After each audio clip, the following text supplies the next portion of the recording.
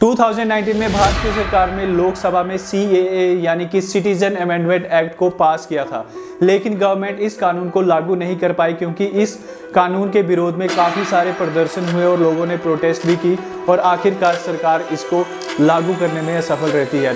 The reason why we are protesting, let me tell you first the root of CAA.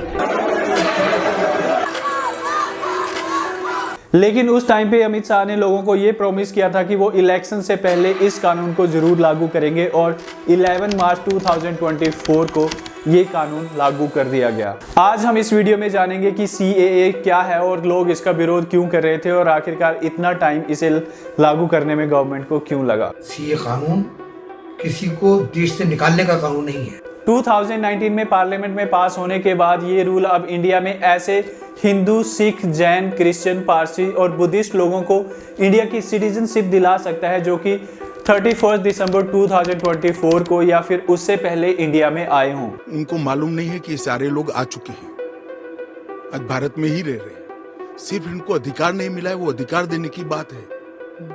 2014 तक जो आ गए इनको नागरिकता देनी। CAA यानी कि सिटीजन अमेंडमेंट एक्ट इसलिए बनाया गया था ताकि उन रिलीजियस कैटेगरीज को डिफाइन किया जा सके जो कि इंडिया की सिटीजनशिप के लिए अप्लाई कर सकते हैं। ये अमेंडमेंट कहती है कि जो लोग इन कम्युनिटीज को या फिर इन नेशंस को बिलोंग करते हैं और जिन्हें पासपोर्ट यानी कि एंट्री इनटू इंडिया एक्ट 1920 और फॉरेनर्स एक्ट 1946 के अंदर एग्जेम्प्ट किया गया है, उन्हें इलीगल इमिग्रेंट्स नहीं माना जा सकता है और ऐसे लोग इंडिया की सिटीजनशिप के लिए अप्लाई करने के लिए एलिजिबल है अंडर 1955 एक्ट। और 1955 सिटीजनशिप एक्ट के अकॉर्डिंग अनडॉक्यूमेंट माइग्रेंट्स जो है वो इंडिया की सिटीजनशिप नहीं ले सकते हैं और इंडिया की सिटीजनशिप लेने की जो प्रोसेस है उसको फास्ट ट्रैक पे लाने के लिए ही 2019 में ये अमेंडमेंट की गई थी ताकि जो लोग हैं वो जेल जाने और डिपोर्ट होने से बच सकें। लेकिन इसमें कुछ एरियाज को एक्सेप्शन में भी डाला गया लाइक असम, मेघालय, त्रिपुरा और areas under inner line special permit zones. लेकिन इसमें से कुछ ग्रुप्स को टोटली एक्सक्लूड किया गया था जैसे कि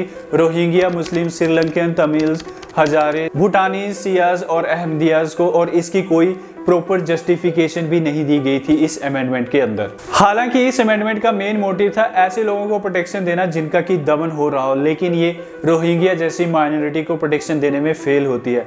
रोहिंग्या वर्ल्ड की मोस्ट प्रोसिक्यूटेड माइनॉरिटी मानी जाती है और इन्हें UN रेफ्यूजी का स्टेटस भी मिला है। और ठीक ऐसा ही श्रीलंकन तमिल रेफ्यूजीज के साथ हुआ जो कि इंडिया का सबसे बड़ा रेफ्यूजीज का ग्रुप है। काफी लोगों का ये मानना था कि CAA एक्चुअल में इंडिया की मुस्लिम माइनॉरिटी के अगेंस्ट वेपन है और रूलिंग पार्टी के काफी नेताओं के बयान की वजह से और NRC यानी कि नेशनल रजिस्टर ऑफ सिटीजनशिप को CAA के साथ में प्रपोज किया गया और इसकी वजह से सब बिगड़ गया और ये माना जाने लगा कि इन सब का मोटिव यही है कि इंडिया में मुस्लिम हमेशा माइनॉरिटी रहे। जून 2019 में गवर्नमेंट ने कहा कि इंडिया में फॉरेनर ट्रिब्यूनल सेट किए जाएं और नवंबर 2019 में गवर्नमेंट कहती है कि हमने एक नेशन वाइड NRC यानी कि नेशनल सिटीजनशिप रजिस्टर बनाया है जिसमें कि इंडिया के पूरे सिटीजनशिप की लिस्ट है।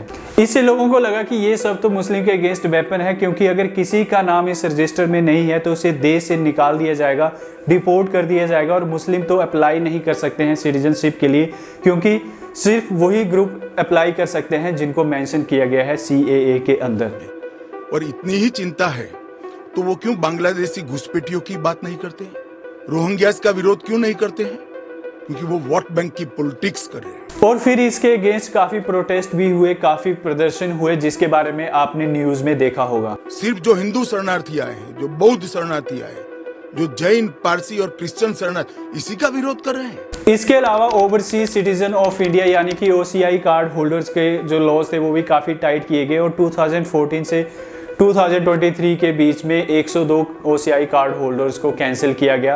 ये ज़्यादातर वो लोग थे जो तो या तो जर्नलिस्ट थे या फिर इन प्रोटेस्ट में पार्टिसिपेट कर रहे थे या फिर क्रिटिकल रिपोर्टिंग कर रहे थे। CAA की अमेंडमेंट से पहले सिटीजनशिप के लिए रिलीजन नहीं देखा जाता था। अगर किसी को सिटीजनशिप चाहिए होती थी तो उसे ये शो करना पड़ता था कि वो लीगली इंडिया में है और फिर उसे 11 साल तक वेट करना पड़ता था सिटीजनशिप के लिए। यानी कि अगर आप लीगली इंडिया में हैं और पिछले 11 सालों से हैं तो आपको सिटीजनशिप मिल जाती थी। लेकिन CAA के बाद से रिलीजन टेस्ट इंट्रोड्यूस हुआ। झुग्गी लगा के बैठ गए, आप पसंद करोगे? कितने लोग पसंद करेंगे? बांग्लादेश से, पाकिस्तान से अगर झुग्गी लगा के आपके पता नहीं वो कौन लोग हैं, क्या हैं, सारी कानून व्यवस्था चरमरा जाएगी। एक्सपर्ट के अकॉर्डिंग ये आर्टिकल 14 की वायलेशन है, जिसके अकॉर्डिंग कोई भी पर्सन हो वो लॉ के सामने सेम होता है और उसे लॉ से सेम प्रोटेक्शन मिलती है और इस चीज से इनकार नहीं किया जा सकता। Human rights watchdog amnesty India ने एक्स पे पोस्ट करके कहा कि ये लॉ एक रिलीजन बेस्ड डिस्क्रिमिनेशन है। गवर्नमेंट ने कहा है कि जो सीए के अंडर एलिजिबल हैं वो इंडिया की सिटीजनशिप के लिए अप्लाई कर सकते हैं और इसे एक कमेटी रिव्यू करेगी जिसे कि हेड कर रहे हैं डायरेक्टर ऑफ सेंसस ऑपरेशन और इस कमेटी में 7 और लोग हैं। आई होप इससे आपको सीए के बारे में थोड़ी क्लैरिटी मिली होगी और आज आपने कुछ नया सीखा होगा और कुछ नया जाना होगा और इसी तरह के और इन्फॉर्मेटिव कंटेंट के लिए आप ये चैनल सब्सक्राइब कर और मुझे कमेंट करके जरूर बताएं कि ये वीडियो आपको कैसी लगी। So thank you so much for watching. मिलते हैं नेक्स्ट वीडियो में।